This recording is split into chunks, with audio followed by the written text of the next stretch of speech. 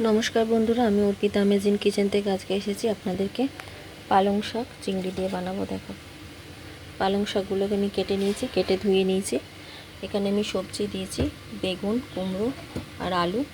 আর এখানে আমি চিংড়ি মাছগুলোকে ধুয়ে হলুদ নুন মাখিয়ে রেখেছিলাম। কড়াই আমি বসিয়ে দিয়েছি, আমি চিংড়ি মাছগুলোকে ভেজে নেব।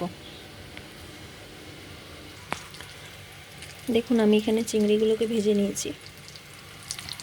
কড়াইয়ের তেলে 5 ফোড়ন আর শুকনো লঙ্কা দিয়ে দেবো।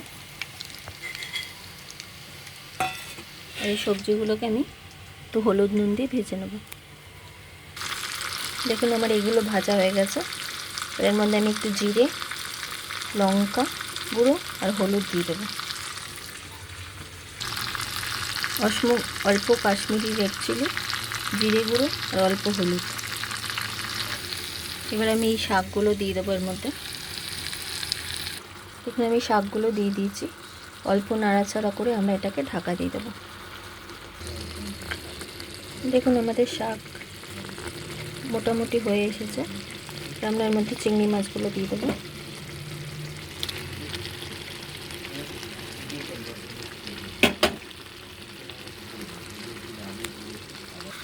দেখুন আমাদের শাক হয়ে এসেছে, তেল ছাড়ছে। তাহলে আমরা এর মধ্যে একটু মিষ্টি দিয়ে দেবো।